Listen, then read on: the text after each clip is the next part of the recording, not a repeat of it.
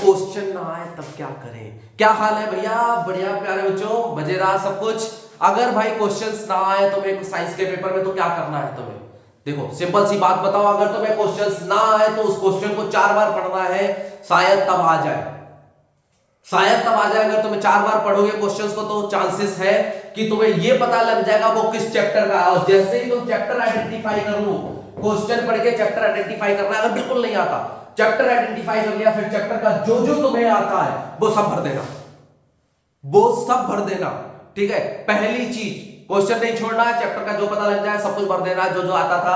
अगर कुछ नहीं आता था कुछ भी भरो, उस क्वेश्चन से रिलेटेड जो भी तुम्हें पता लग रहा है भरते चले जाओ, भरते चले जाओ। जो सुना था वो भरते चले जाओ, खाली नहीं छोड़ना। ठीक है, 10 लाइनें लिखो, 5 लाइनें लिखो, 6 लाइनें लिखो। कुछ नहीं आता किसी और क्वेश्चन का आंसर लिखना शुरू करो, अगर उससे कुछ रिलेट लग रहा है, लेकिन लिखो, क्वेश्चन नहीं छोड़ना।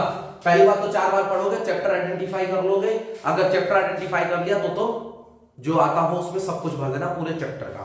ठीक है, सबसे पहली चीज। अगर ऐसा करते हो तो किसी भी क्वेश्चन में तुम्हें 0 नंबर नहीं मिलेंगे, नंबर मिलने ही मिलने हैं, ये फिक्स है। और अगर पूरा चैप्टर लिखोगे तो कुछ तो रिलेटेबल होगा, 1 नंबर का, आधे नंबर का, 1.5 नंबर का, कुछ भी रिलेटेबल होगा तो उसके नंबर तुम्हें मिलेंगे।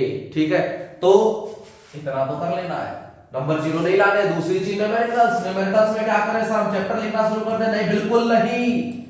न्यूमेरिकल्स में तुम्हें चैप्टर नहीं लिखना है। न्यूमेरिकल्स में क्या करना है?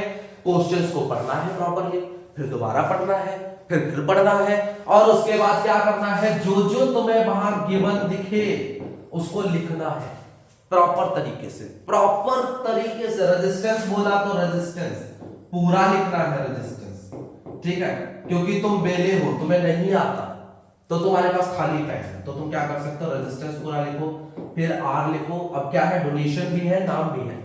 रेजिस्टेंस और आर जब तुमने दोनों चीजें लिखी, उसके बाद जो दिया और वो लिखो, उसके आगे यूनिट बनाओ तरीके से।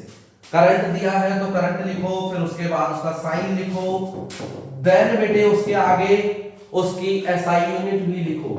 जब ये कर लेते हो उसके बाद तुम्हें क्या करना है? अगेन एसआई यूनिट को आइडेंटिफाई करना है, और जिस चैप्टर के जितने फॉर्मूले आते हो, जितने फॉर्मूले आते हो, साइड वाली लाइनिंग्स में क्या करना है? रफ वर्क में डाल देना है। क्वेश्चन नंबर जितना भी हो इसका, न्यूमेरिकल का क्वेश्चन नंबर जैसे मान लो 7 है, एग्जांपल के तौर पे 7 है, तो इधर भी 7 डालना है और सारे फॉर्मूले लिख देना चैप्टर से रिलेटेड।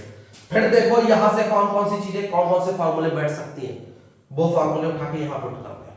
ठीक है, उसके बाद इन वैल्यूज को उन पे पुट करके देखना है, दैट्स इट।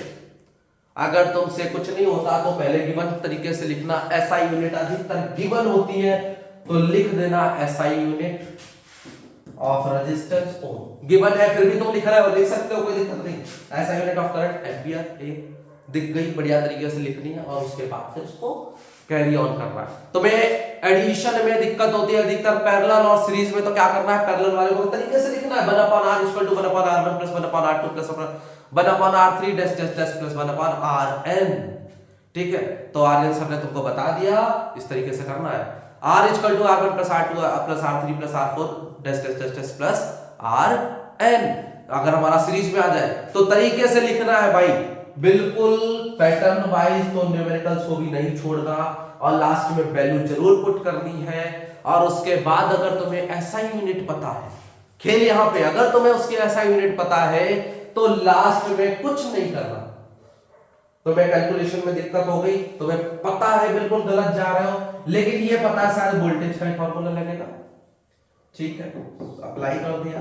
तुम्हें पता है वोल्टेज को हम लोग डोनेट करते हैं V से, पोटेंशियल डिफरेंस, तो V तुमने लगा दिया और लिखा V इट्स एसआई यूनिट। बस आधा नंबर है इसका।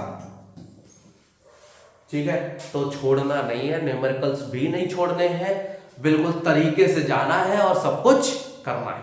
ठीक है, समझ गए? डरना बिल्कुल नहीं है, नंबर लाना बहुत ईजी है साइंस के पेपर में।